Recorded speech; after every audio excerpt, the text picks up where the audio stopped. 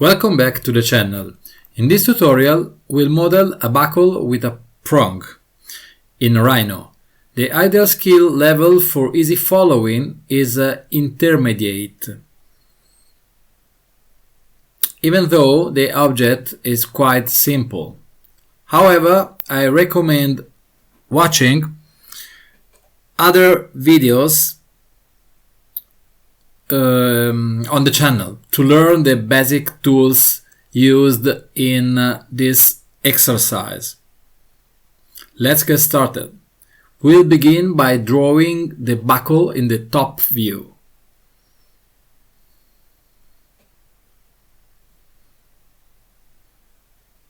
We can use a rectangle from the center.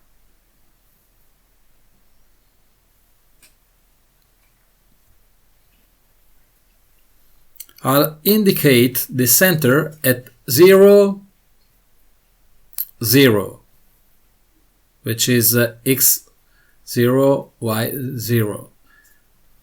Then I'll mark the internal width as 31 millimeters and the height as 60 millimeter.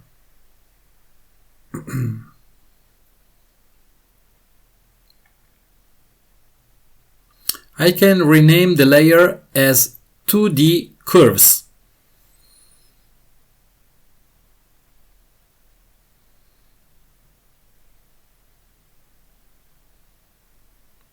And draw the outside of the buckle using the same rectangle command for the outer boundary. The center is at 0, 0. This time, let's assume the width is 5 millimeters larger on each side. So, 5 plus 5 equals 10 millimeters, and adding that to 31 millimeters gives us 41 millimeter, while the height remains 60 millimeters. At this point, I can move the internal rectangle downward by 8 millimeters, which will define the top part of the buckle. Okay? The top part of the buckle will have an offset of about minus 8 millimeters. I can select everything, use the trim command and delete the internal part, as shown here.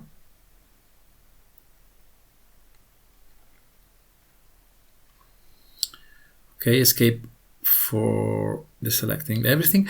Let's do a quick check.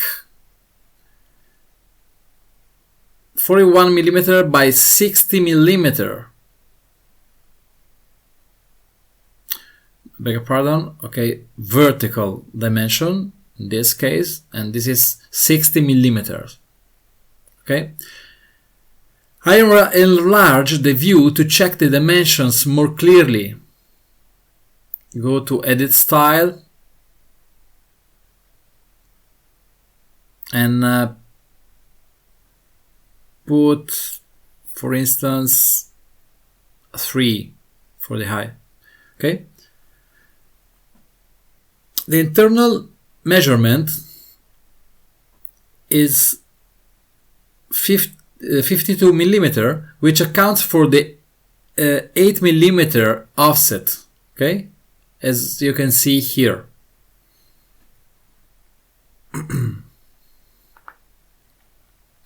the measurements are 5 millimeters and 31 millimeter respectively. The inner measurements. Okay. 5 is somehow the thickness of this buckle, right? Okay. I just move dimensions, arrange them a little bit better. If I need, I can save the measurements to a new layer called DIM, D-I-M, dimensions. Okay.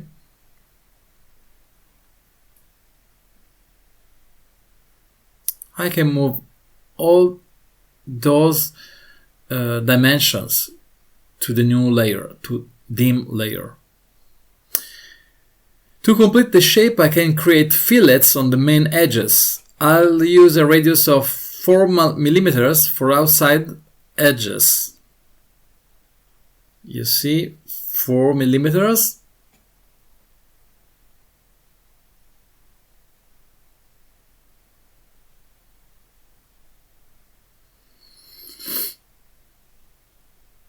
Okay, and then I put 2 millimeters for the inner angles. Okay, if I want to keep track of my measurements, I can isolate the radius dimensions. So you see, radius 4 and for the outer and radius 2 for the inner. Okay, I can move these dimensions to dim layer. Okay. Now I can hide the dimensions and extrude my object. Note that the curves are not joined yet. It's more convenient to select everything and join the curves. So select all curves. For now, I disable the record history and related options because I don't need it. In Rhino 7, extruding curves with Gumball creates an open object.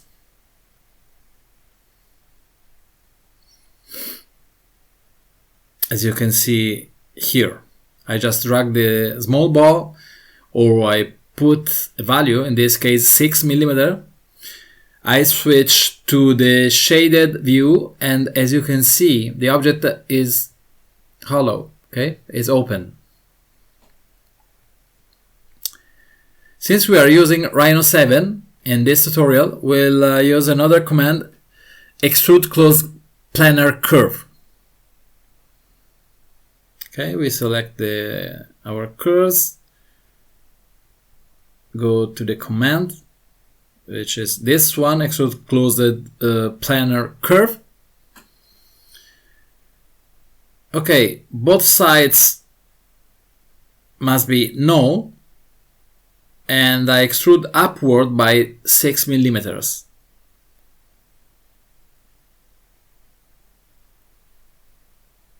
Okay,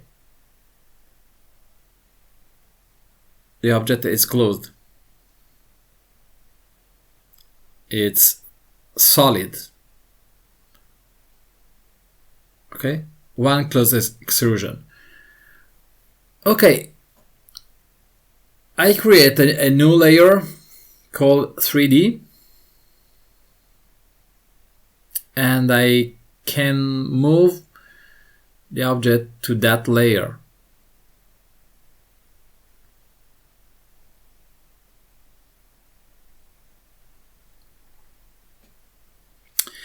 I will draw the bridge. To do this very quickly,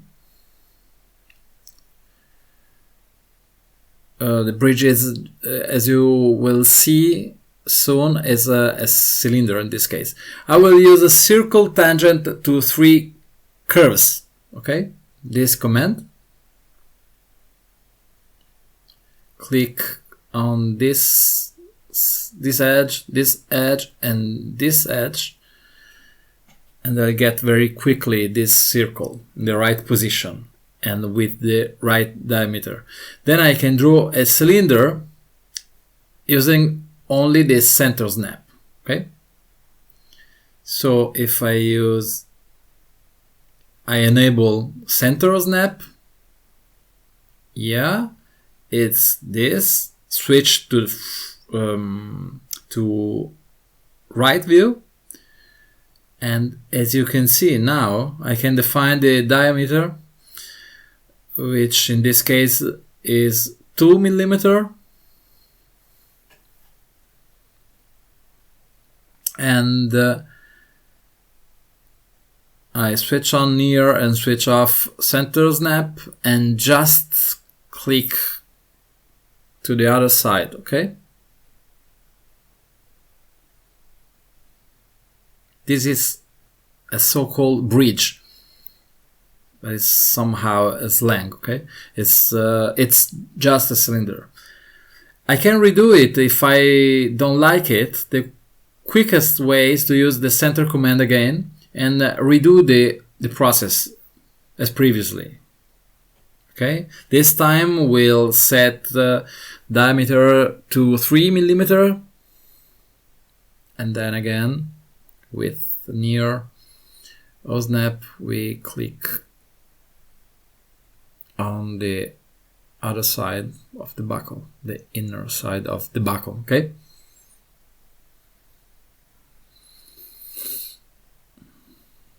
Now,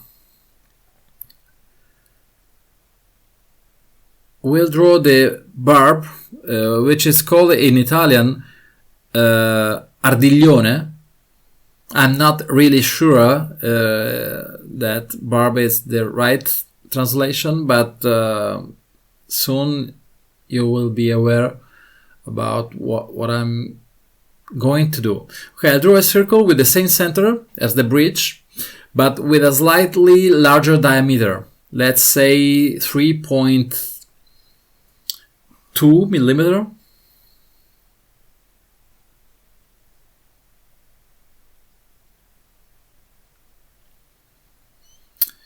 Because I want to keep room for the new object that needs to rotate around the bridge. Okay.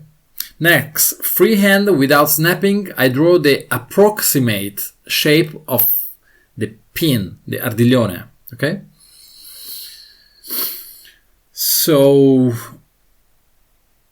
I can draw very freehand that way. I also disable ortho mode. Okay. More or less, this is the required shape. Okay. I'm just checking from top view. Okay.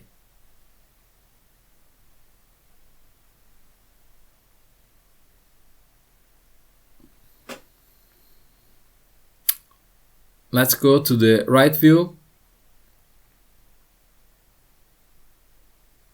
Hide 3D layer, so the object will be hidden. I manually hide also that circle. I can delete it because I don't need it anymore. And now I want to refine, to adjust this curve. Go to the right side, draw a polyline because I want an opening roughly here. Okay, I use the near OSNAP, and same way I can drag the starting point of the curve somewhere near the desired opening on the circle. Okay, I can select these two curves and use the trim command to delete the unnecessary part of the circle, which is this one. Okay, and this one. Now I can delete this curve because I don't need it anymore. And as you can see here, there's an angle, and to make the shape continuous with a circle, I use the match command. Select the curve you want to modify, which is this one. Yeah, and the target curve to impose continuity. Okay, as you can see, tangency is what we want, because for instance curvature is too much can produce a result unsuitable for our needs.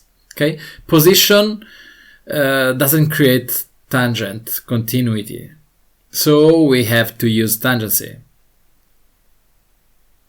We can check join to get just one curve, as you can see.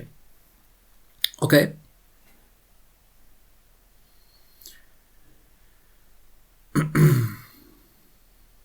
Now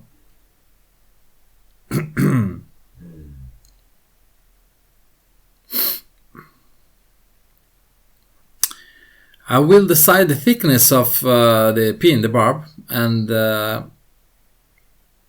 just use the offset command, and in this case I try with 1.5 millimeter.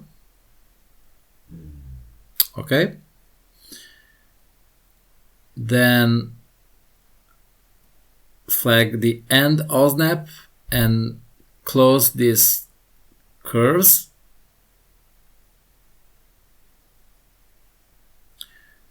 Okay, then select everything and join these curves. Suppose this barb is flat, we can extrude it both sides. Okay, so I select this closed curve. We are going to use again extrude planar curves. This time we flag both sides yes, and we can extrude this curve randomly, or we can put some value as 3 or 4 millimeter or more.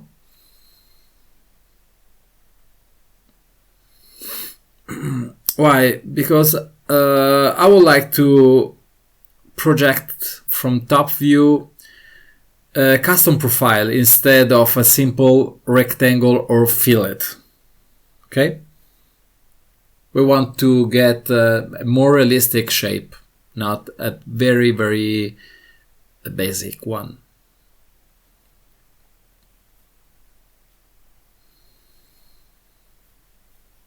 I'm going to draw my profile. Turn ortho on. Switch to wireframe view. I mirror this curve across the 0, 0 axis. Yep. And then I connect these two curves with a blend curve, choosing curves with vertices at the end. Okay, this command, and put curvature both to 1 and 2 ends. Okay, flag trim and join and confirm. As you can see, we got a single curve with a very smooth shape. We can close this curve with a line and join all curves together. Go back to the perspective view. We can move down this curve just for clarity, and extrude this curve both sides null. Okay, this high is okay. At this time I select everything, and I am going to use Boolean intersection command. Something went wrong. So I go back, I redo it, and I flag delete input yes. Okay, this is the best way to use this command in this case. And this is what I got. This is a so-called ardilione or pin or verb. Okay, I show the 3D layer so I can check the overall results. Okay, the buckle is nearly complete, but further detailing can be added. For example, selecting both the curves and the surface, I can rotate the buckle so I can check if the position is correct, if it's realistic. Okay, so I'm going using the center snap. I remove the ortho snap, and with the rotate command I rotate the buckle around its center to the desired position. In this case I rotate the pin, the ardilione, right? So you see, this is exactly the final position I want to get. Okay.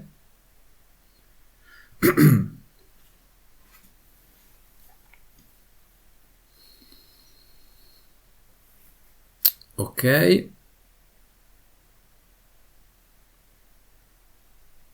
Everything is now properly aligned. Before proceeding with further Boolean or fillets operation, it's useful to bend the buckle if needed.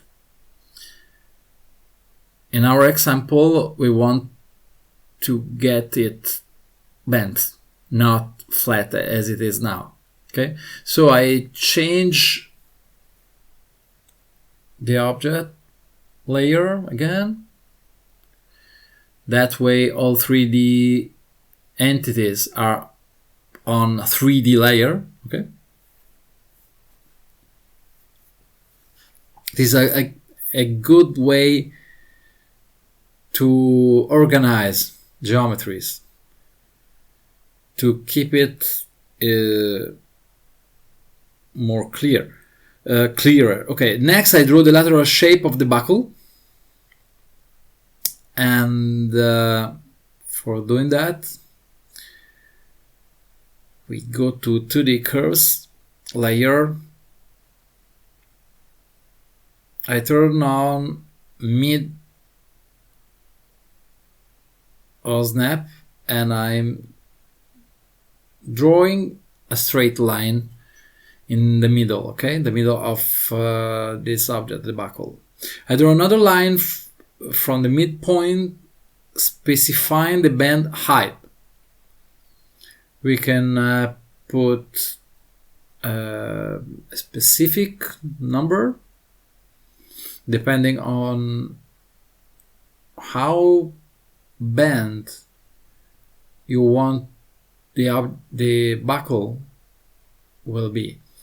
So I use arc, start, end, and point on arc, this one. Use only end snap, okay, and click on the start, end, and point on arc, okay. Now, as you can see, we have two curves, and we are going to use a fit along curve command with these curves as reference. So click on flow along curve command, select the objects to flow, enter to confirm. The base curve is the line, and the target curve is this one. As you can see now, I got a bent buckle, and as well everything is bent, okay. I go back just for a check. and I create a new layer called bent. It's better for clarity. Otherwise, your file, your project becomes a little bit messy. Okay, or you can call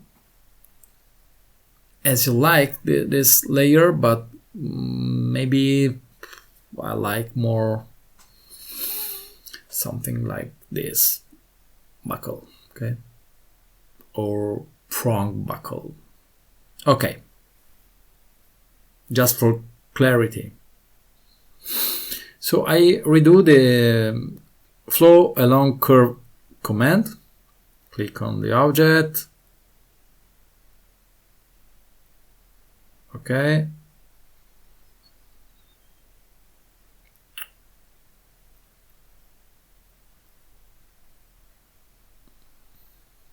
Okay. If you want to switch to ghosted view, maybe it's easier to select everything. Okay. Okay. Then enter. The base curve is the line, the target curve is the arc, and now I got the final object, the prong buckle, the bent prong buckle. Okay, I hide the 3D layer, as you can see. Now I go back again. First, I have to change object layer, and then okay, I hide everything but these objects. Okay.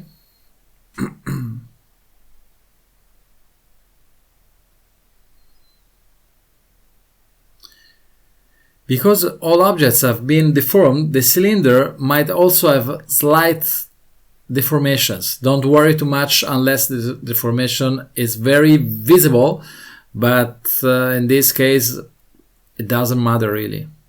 Okay.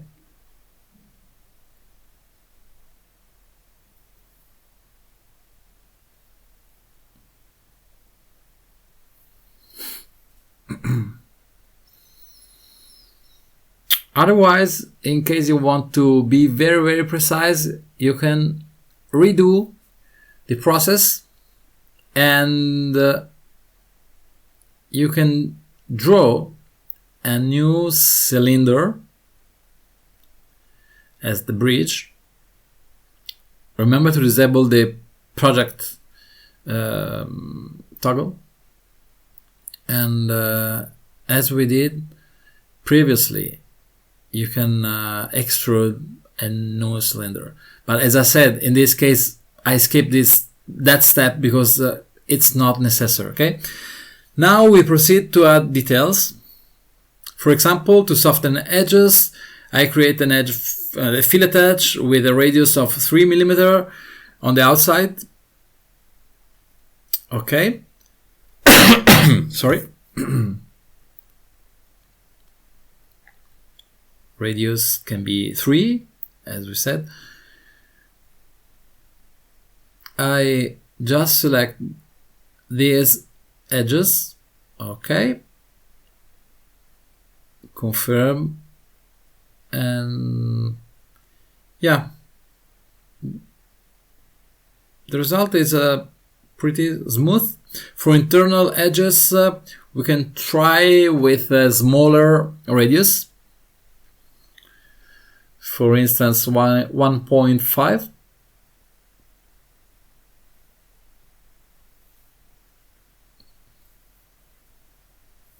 Press enter twice, and this is the final result, which is also not bad.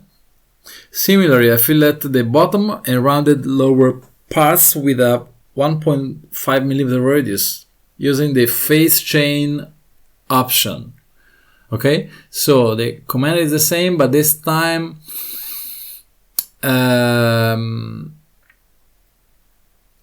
I will use chain face the edges, sorry, because it's very quick that way. Press enter twice and we are lucky. It seems to be okay. Okay, now I need to create a seat for the barb, for the ardiglione. And first we have to verify that the radii are compatible with all geometries, okay? It looks good. Even here, very close to the bridge, is okay.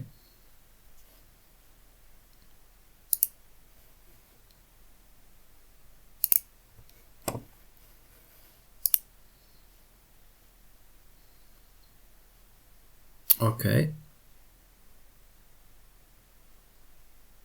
Everything seems fine. To quickly create a seat, I can duplicate the object, Control or Command C, Control or Command if you are using Mac V, copy and paste, hide one of them,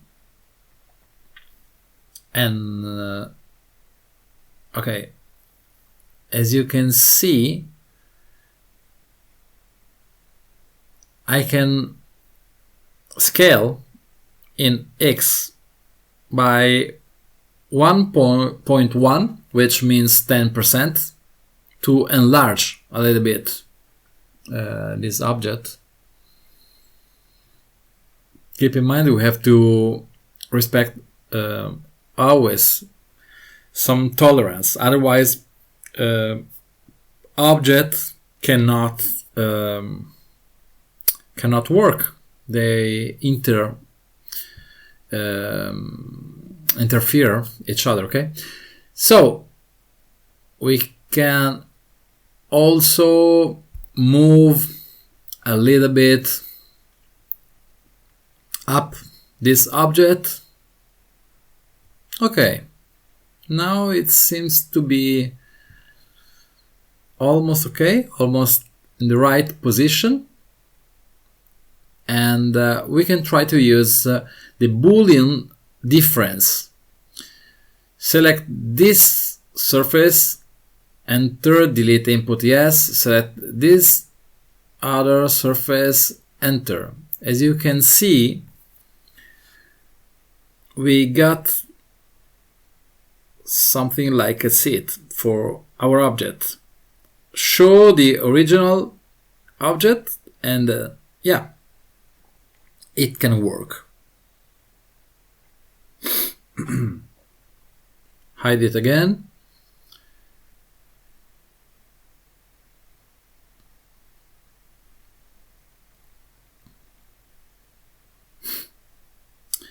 Be cautious.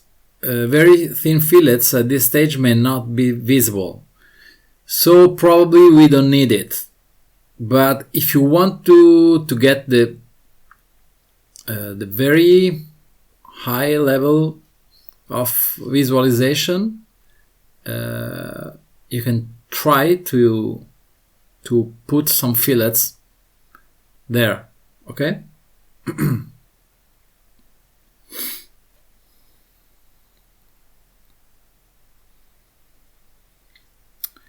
This time we are going to use 0.5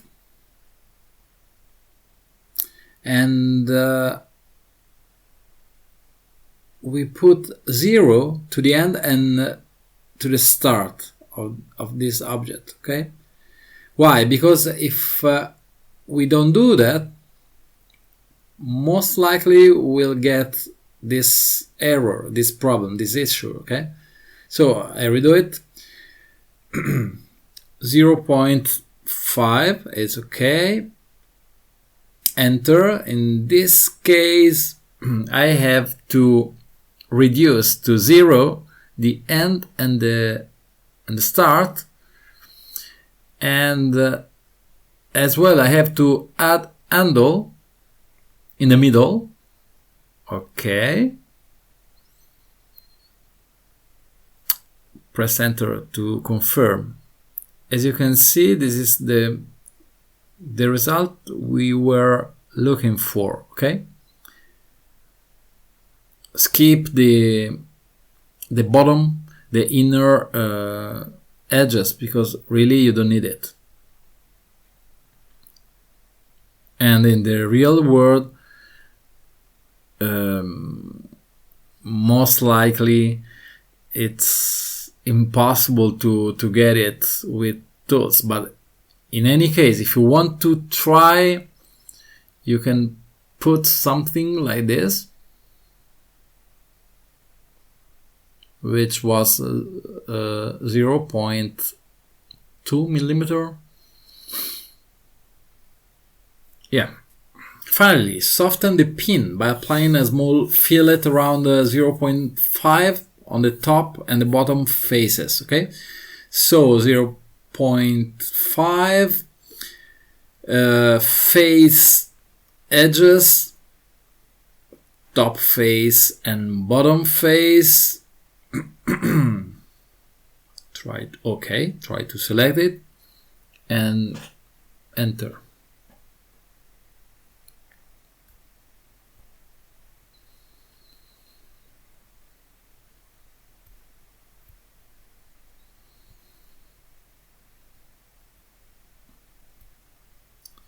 Yeah, we got it. Okay.